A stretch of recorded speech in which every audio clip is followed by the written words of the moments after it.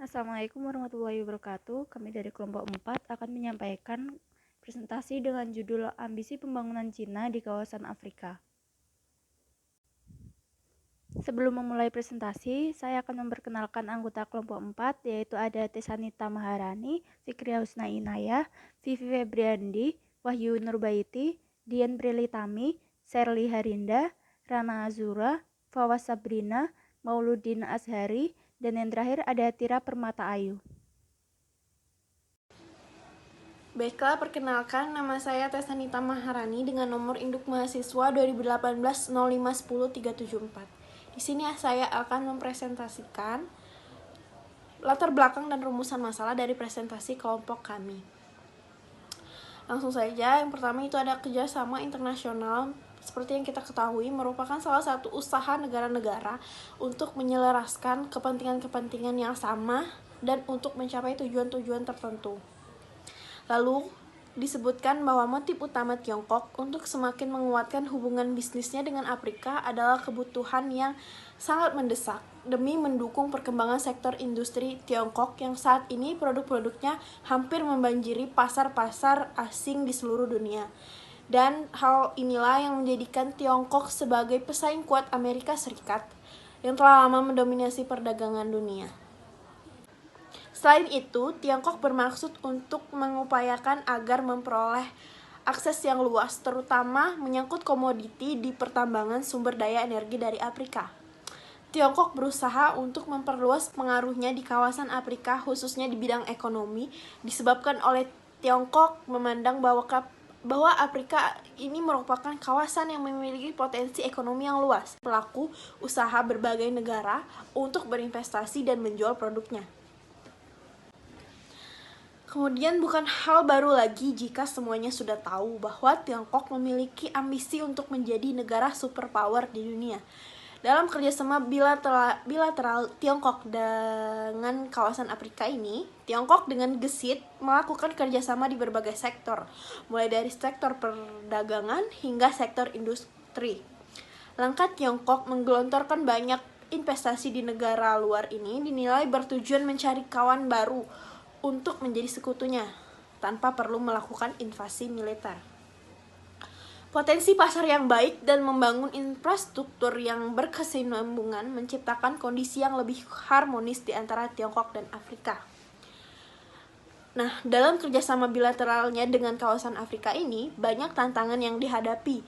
Seiring berjalannya waktu, ekspansi Tiongkok yang semakin luas dan ambisinya yang semakin menyulut untuk mendorong perekonomiannya membuat kerjasama ini membawa banyak dampak dan pengaruh bagi Afrika dalam berbagai bidang. Untuk itu, terkait dengan ambisi pembangunan ekonomi Tiongkok di kawasan Afrika akan dibahas dalam presentasi ini. Yang pertama itu ada apa saja kerjasama ekonomi dan perkembangan yang dilakukan Tiongkok dengan kawasan Afrika.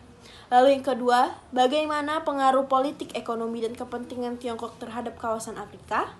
Lalu apa saja tantangan yang dihadapi dalam hubungan ekonomi Tiongkok dan Afrika.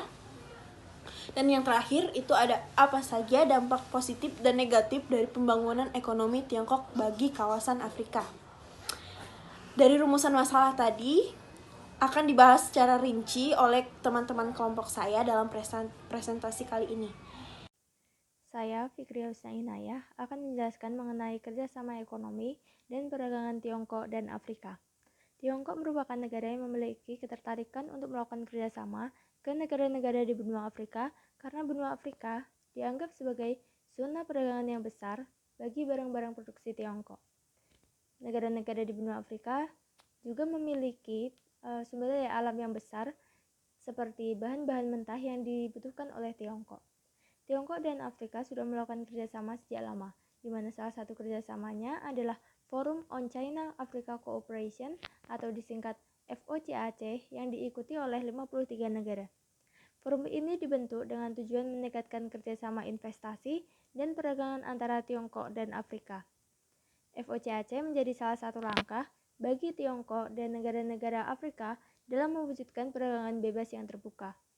FOCAC juga menjadi upaya Tiongkok untuk mewujudkan kepentingan ekonominya, yaitu menjadi kekuatan baru dalam interaksi FOCAC menjadi salah satu upaya Tiongkok untuk mewujudkan kepentingan ekonominya, yaitu menjadi kekuatan ekonomi baru dalam interaksi ekonomi antara negara-negara Afrika dengan negara-negara kekuatan ekonomi lainnya seperti negara-negara Barat dan negara-negara Eropa.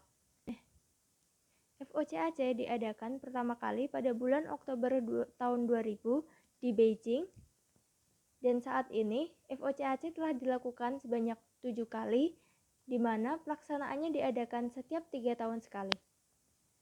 Pada forum tersebut, pembentukan zona perdagangan, pembentukan dana pembangunan, kerjasama ekonomi, dan kegiatan yang mendorong investasi perusahaan Tiongkok di kawasan Afrika diatur dan direncanakan. Saya Vivi Briandiela dengan NIM 2018-05-10-377. FOCAC mengadakan pertemuan pertama pada bulan Oktober 2000 di Beijing. Nah, hingga saat ini terhitung sudah 6 kali pertemuan, dan mana pertemuannya ini dilakukan setiap 3 tahun sekali. Pada setiap penyelenggaraan forum tersebut, dilakukan pembentukan dana pembangunan Cina dengan negara-negara di kawasan Afrika. Kerjasama Cina-Afrika seperti pembentukan zona perdagangan, kerjasama ekonomi, dan mendorong investasi perusahaan Cina di kawasan Afrika diatur dan direncanakan. Pada dekade terakhir, dana pembangunan Cina Afrika telah dialokasikan sekitar 700 juta dolar US dollar dari 30 proyek di berbagai bidang seperti pertanian, manufaktur, mesin, listrik, bahan bangunan, dan pertambangan begitu. Setelah dibentuknya FOCAC, perdagangan dan kerjasama ekonomi antara Cina dan Afrika mengalami pertumbuhan yang pesat pada tahun 2000 hingga 2009. Pertumbuhan tersebut ditunjukkan dengan perdagangan bilateral yang naik dari 10,6 miliar menjadi 91,7 miliar US dollar. Tidak hanya itu, investasi di masing-masing negara juga dinyatakan mengalami peningkatan yang signifikan. Investasi Cina di Afrika meningkat dari 220 juta menjadi 1,44 miliar US dollar, dan investasi Afrika di Cina meningkat dari 280 juta menjadi 1,31 miliar US dollar. Pendapatan Cina melalui kontrak proyek yang dilakukan di Afrika meningkat dari 1,1 miliar menjadi 28,1 miliar US dollar. Meningkatnya pendapatan diikuti dengan meningkatnya bantuan Cina ke Afrika sebesar 10 kali lipat. Pada akhir 2009, Cina telah menandatangani perjanjian perdagangan kerjasama ekonomi dan teknis dengan 45 negara Afrika, perjanjian bilateral dan perlindungan investasi dengan 31 negara, dan perjanjian penghindaran pajak berganda dengan 10 negara. Kerjasama dagang yang dilakukan Tiongkok dengan Afrika sekarang ini dapat terlihat dari bantuan pinjaman secara masif dalam bentuk investasi yang diberikan Tiongkok pada Afrika, dengan pertukaran sumber daya alam yang dijual secara banyak ke Tiongkok melalui kerjasama dagang Cina-Afrika. Bantuan pinjaman yang sangat besar diberikan kepada Afrika, di mana pinjaman tersebut akan digunakan Afrika sebagai investasi jangka panjang berupa pembangunan infrastruktur. Nah, selain itu, untuk pembangunan infrastruktur di kawasan Afrika, pinjaman yang diberikan oleh Cina ke Afrika juga disalurkan ke sektor-sektor yang lain, seperti contohnya seperti pendidikan, kesehatan, perairan, makanan, dan komoditas tertentu lainnya. Saya Dian Prilitami akan melanjutkan materi yang sudah disampaikan oleh teman saya sebelumnya. Lalu beranjak ke politik ekonomi Tiongkok. Salah satu inisiasi yang sedang dilancarkan oleh Tiongkok adalah gagasan Belt Road Initiative. Nah, proyek ini pertama kali diperkenalkan oleh Xi Jinping pada tahun 2013, yang mana merupakan proyek terbesar di masa pemerintahannya. Inisiatif dari Xi Jinping ini bertujuan untuk memperkuat jaringan infrastruktur, perdagangan, dan investasi antara Tiongkok dan negara-negara secara kolektif.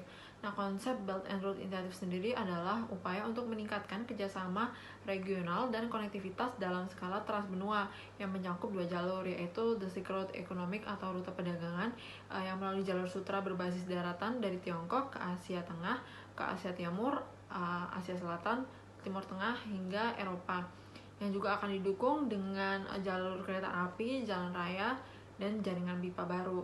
Sedangkan 21 abad ke-21 Maritim Silk Road atau biasa disebut jalur sutra berbasis laut atau jalur maritim yang menghubungkan Tiongkok dengan Asia Tenggara, Asia Selatan, Afrika, Timur Tengah, dan Eropa. Nah, secara umum gagasan Belt Road Initiative adalah komitmen yang dikeluarkan oleh Tiongkok untuk mengurangi kemacetan perdagangan Eurasia dengan meningkatkan dan membangun jaringan kerjasama yang melewati kawasan Asia Tengah, Barat, dan Tenggara yang juga sampai ke Timur Tengah serta Afrika Timur dan Utara. Nah, komitmen ini akan diwujudkan dengan pembangunan infrastruktur yang kemudian akan membentuk jalur sutra baru bagi perdagangan dunia. Perdagangan Tiongkok awalnya memahami Belt and Road inisiatif ini hanya sebagai solusi ekspor bagi sektor manufaktur baja aja ke wilayah barat Tiongkok, namun kemudian berhasil menjadi kebijakan luar negeri Tiongkok untuk menciptakan suatu koridor ekonomi dengan memadukan kekuatan geopolitik dan geoekonomi negara-negara middle power di Eropa, Asia, dan Afrika dengan Tiongkok. Nah, ada 5 poin utama untuk membentuk jalur ini. Poin-poin itu diantaranya ada: yang pertama, memperkuat komunikasi kebijakan yang mendukung kerjasama ekonomi, koneksi jalan dan infrastruktur dengan koridor transportasi yang besar. Lalu ada fasilitas perdagangan yang menekankan pada pengurangan dan penghapusan halangan dagang dan investasi, dan kerjasama keuangan yang berfokus pada penyelesaian mata uang untuk mengurangi biaya transaksi dan resiko finansial serta hubungan people to people. Nah, melihat potensi Belt and Road Initiative ini, tentu dapat dipastikan banyak negara yang tertarik untuk bekerja sama dengan Tiongkok dalam proyek BRI ini. Nah, termasuk negara-negara di Afrika. Nah, mengenai kepentingan Belt and Road Initiative Tiongkok terhadap Afrika, ini akan disampaikan oleh teman saya selanjutnya, yaitu Wahyu Nurbaiti. Nah, selanjutnya perkenalkan, nama saya Wahyu Nurbaiti. Di sini saya akan menjelaskan tentang kepentingan Tiongkok di kawasan Afrika. Yang pertama yaitu adanya kebutuhan sumber energi. Nah, di mana saat ini Tiongkok merupakan salah satu negara yang sedang gencar dalam melakukan pembangunan dalam bidang ekonomi dan perindustrian. Nah, perekonomian Tiongkok yang semakin meningkat ini tentunya membutuhkan sumber energi yang besar untuk menjamin keberlangsungan kegiatan perekonomiannya. Nah, selain itu, Tiongkok juga bermaksud untuk mengupayakan agar memperoleh akses yang lebih luas, terutama menyangkut komoditi perdagangan sumber daya energi dari Afrika. Mengingat Afrika merupakan salah satu negara di dunia yang memiliki kekayaan energi dan mineral yang melimpah. Selain itu, Tiongkok juga memperhitungkan keuntungan yang mungkin akan didapatkan dengan menjalin kerjasama dengan negara-negara di kawasan Afrika. Yang pertama yaitu mendapatkan akses yang lebih besar untuk mengembangkan eksploitasi energi di Afrika. Lalu kedua, mendapatkan akses yang lebih besar untuk memasarkan produk-produk Tiongkok yang semakin meningkat secara luas. Lalu yang ketiga yaitu mendapatkan dukungan suara dari negara-negara di Afrika di dalam forum-forum internasional. Lalu yang keempat yaitu memiliki kesempatan lebih besar untuk mengembangkan industri-industrinya di kawasan Afrika. Lalu yang kelima, dengan bantuan yang diberikan Tiongkok, maka Afrika diarahkan untuk memperbaiki infrastruktur dan sarana pendukung lain yang pada akhirnya ini juga akan membantu dan mendukung serta memperlancar pengembangan industri Tiongkok di Afrika. Perkenalkan, nama saya Serli Harinda, NIM 2012-0510-405. Di sini saya akan menjelaskan tentang tantangan hubungan ekonomi Tiongkok di kawasan Afrika. Jadi di samping kehadiran Tiongkok di Afrika yang memiliki pengaruh yang signifikan, ternyata terdapat resiko dan juga tantangan yang harus dihadapi Tiongkok itu sendiri. Nah, apa sih tantangan tersebut? Yang pertama adalah perlunya melindungi kepentingan ekonomi Tiongkok dan juga keamanan warga negaranya. Hal tersebut karena mengingat negara-negara tempat Tiongkok beroperasi di kawasan Afrika, dalam banyak kasus kondisinya itu sangat tidak stabil, terganggu oleh perang saudara, serta dalam keadaan rawan terhadap serangan terorisme. Selain itu, kawasan Afrika itu telah mengalami banyak konflik selama 4 dekade terakhir dibandingkan dengan benua lain.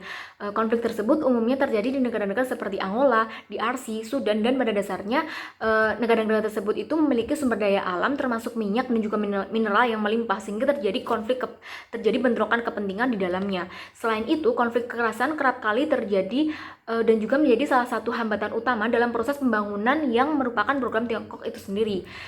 Kemudian hambatan yang kedua itu adalah eksistensi para diktator yang mengambil alih keuntungan serta menghalangi proses transparansi. Jadi pendapatan minyak yang diperoleh oleh kemitraan perdagangan Tiongkok dengan beberapa pemerintah itu seringkali digunakan untuk menopang para diktator serta menghalangi transparansi dalam transaksi komersial. Dalam hal ini tantangannya adalah bagi penguasa Afrika untuk seharusnya dapat mencegah terjadinya eskalasi konflik dan ketidakstabilan sosial politik yang terjadi di masa yang akan datang. Kemudian tantangan yang ketiga adalah menghadapi kritik sebagai eksploitatif neokolonis yang ditujukan pada Tiongkok itu sendiri. Jadi kehadiran Tiongkok di kawasan Afrika itu seringkali mendapatkan gambaran dan konotasi negatif karena dipandang sebagai lambang pencarian sumber daya alam. Sehingga Tiongkok itu menghadapi tantangan sebagai pihak yang seharusnya bertanggung jawab atas kegagalan untuk memperbaiki pemerintah dan membangun masa depan yang berkelanjutan di kawasan Afrika itu sendiri. Di saat konflik kepentingan itu muncul, Tiongkok itu sering semakin menjadi sasaran beberapa partai oposisi domestik di negara-negara Afrika sebagai anggapan eksploitatif neokolonis. Nah, sentimen anti Tiongkok yang sebagian besar terjadi di sub-Sahara Afrika tersebut sangat berpengaruh pada potensi pembentukan pembangunan jangka panjang Tiongkok di kawasan tersebut. Kemudian, tantangan terakhir yang akan saya jelaskan adalah terkait dengan bentrokan kekuatan Tiongkok dengan kekuatan Barat. Nah, karena kekuatan besar yang juga membutuhkan banyak dari sumber daya Afrika, hal tersebut itu menyebabkan adanya bentrokan antara Tiongkok dan juga kekuatan Barat, khususnya adalah Amerika Serikat. Tiongkok membutuhkan bahan mentah yang seharusnya disediakan oleh Afrika untuk mendorong kemajuan perusahaannya serta pasar baru untuk menumbuhkan ekspornya. Karena di sisi lain, Amerika Serikat itu merupakan mitra dagang utama Afrika. Tiongkok itu harus dapat bersaing dengan Amerika Serikat untuk mendapatkan akses ke sumber daya yang terbatas tersebut. Demikianlah presentasi yang bisa saya sampaikan. Terima kasih. Di sini saya Rana Azura akan melanjutkan tentang tantangan ambisi ekonomi Tiongkok di Afrika. Yang pertama ada ekspansi penanaman modal asing Tiongkok yang dimulai dari penyediaan sumber daya alam dari Afrika telah meningkatkan kemungkinan terjadinya krisis internasional yang dapat mempengaruhi keselamatan warga negara Tiongkok dan kepentingan ekonomi Tiongkok. Penyebab utama kekhawatiran adalah berulangnya hostage crisis yang dalam beberapa tahun terakhir mempengaruhi semakin banyak pekerja Tiongkok yang tinggal di luar negeri. Meskipun jumlah warga negara Tiongkok yang diculik di luar negeri tidak signifikan, namun tetap saja ini merupakan tragedi yang mengkhawatirkan bagi Tiongkok. Lalu yang kedua ada keamanan Tiongkok dan Afrika. Faktor lain yang relevan berkaitan dengan tingkat keamanan yang relatif rendah, serta meningkatkan kemungkinan pekerja Tiongkok menjadi sasaran empuk untuk tebusan dan menjadi sasaran yang memikat para penculik. Dihadapkan dengan keadaan ini terhadap doktrin non-intervention yang dianggap sebagai dilema oleh kepemimpinan Tiongkok, mengingat kurangnya konsensus tentang bagaimana menyeimbangkan penghormatan terhadap dogma tradisional ini dengan kepentingan perantauan Tiongkok yang tumbuh dan menjadi tanggung jawab internasional. Perubahan paling signifikan terkait dengan progresif Beijing dalam masalah keamanan Afrika yang membuktikan semakin meningkatnya rasa tanggung jawab Tiongkok dalam pengelolaan krisis internasional. Yang ketiga ada tantangan yang dirasakan oleh Afrika itu sendiri. Tantangan hubungan ekonomi Tiongkok dengan kawasan Afrika tentunya juga dirasakan oleh pihak Afrika itu sendiri. Sebagai contoh, eksistensi BRI harus mendorong daya saing produk domestik dan melahirkan adanya inovasi produk. Tetapi, ketergantungan negara-negara Afrika kepada Tiongkok dan bantuannya menjadi salah satu tantangan yang harus dihadapi. Negara-negara Afrika harus membangun kedaulatan dan perekonomian secara mandiri agar terhindar dari apa yang negara-negara Barat khawatirkan sebagai bentuk neokolonialisme. Tantangan yang lebih mendasar bagi Afrika juga termasuk kenyataan bahwa impor Tiongkok yang murah sebenarnya mencegah diversifikasi basis produktif dari ekonomi Afrika. Selanjutnya akan dijelaskan oleh teman saya. Nah, saya di sini Mauludin Azhari akan menjelaskan tentang dampak positif dari pembangunan ekonomi Tiongkok terhadap kawasan Afrika. Dampak yang pertama ialah Afrika dapat menikmati akses keuangan, keahlian, serta pembangunan. Nah, pada tahun 2018 lalu itu hubungan antara Tiongkok dan juga Afrika itu mencapai angka 128 miliar US dollar, dan hal itu merupakan sebuah lonjakan yang sangat besar yang cukup luar biasa karena pada tahun sebelumnya, yakni pada tahun 1980, mereka hanya menyentuh angka sekitar 1 miliar US dollar saja. Nah, dampak yang berikutnya, yakni yang kedua, ialah Afrika dapat menghindari tekanan-tekanan dari lembaga-lembaga pemerintahan global. Nah, Contoh dari lembaga-lembaga pemerintahan global ini seperti IMF, International Monetary Fund, dan juga World Bank atau Bank Dunia. Nah, dampak yang ketiga yakni Afrika dapat memenuhi kebutuhan dan juga permintaan rakyatnya. Nah, maksud dari dampak yang ketiga ini ialah sudah banyak orang di Afrika sana yang sudah bisa melakukan pengiriman cepat dan juga transportasi, komunikasi, dan edukasi mereka juga sudah berkembang dengan baik. Nah, yang keempat yakni dibangunnya gedung konferensi di kantor pusat Persatuan Afrika yang berlokasi di Addis Ababa. Nah, gedung tersebut dibangun sebagai simbol atas komitmen Tiongkok terhadap pembangunan ekonomi di Afrika. Nah, dampak yang terakhir ialah Afrika dapat kembali mencuri perhatian dunia. Hal ini bermula ketika sejak puluhan tahun yang lalu Afrika memiliki tidak banyak begitu pilihan selain menjalin hubungan dengan Barat. Nah, hal itu juga menyebabkan mereka bergantung dalam segi politik dan juga ekonomi. Sedangkan Barat menganggap Afrika tidak terlalu penting. Nah, dengan munculnya kekuatan ekonomi baru seperti Tiongkok dan juga India, sehingga memunculkan persaingan baru. Nah, hal itulah yang membuat Afrika kembali dapat mencuri perhatian dunia. Tidak hanya itu, kini negara-negara di Afrika juga dapat memilih partner, aktor, ataupun negara yang ingin mereka ajak untuk bekerja sama. Selain menimbulkan dampak positif di kawasan Afrika, kami juga menemukan dampak negatif yang ditimbulkan oleh kerjasama ekonomi Tiongkok dan Afrika ini. Dampak negatif tersebut kami bahas melalui dampak terhadap perdagangan dan dampak terhadap masyarakat dan pekerja. Pada sektor perdagangan, kami menemukan bahwa kerjasama antara Tiongkok dan Afrika ini menimbulkan dampak yang tidak bagus terhadap pasar lokal di kawasan Afrika. Hal tersebut terjadi karena terdapat perdagangan produk yang tidak seimbang di pasar lokal di kawasan Afrika. Karena produk buatan Tiongkok yang berada di kawasan Afrika relatif memiliki harga yang lebih rendah dengan kualitas yang lebih bagus daripada produk lokal, sehingga pasar lokal pun mulai tergeser dengan produk dari Tiongkok. Hal tersebut juga menyebabkan industri-industri kecil di kawasan Afrika akhirnya bangkrut karena mereka tidak bisa berkompetisi dengan barang-barang yang datang dari Tiongkok. Dampak negatif terhadap masyarakat juga menimbulkan adanya unemployment effect. Unemployment effect ini disebabkan karena perusahaan Tiongkok yang mendirikan pabriknya di kawasan Afrika tidak mempekerjakan pekerja lokal, melainkan mereka masih mempekerjakan pekerja Tiongkok. Kebanyakan memang mempekerjakan pekerja Tiongkok, yang akibatnya tidak menyerap warga lokal menjadi pekerja.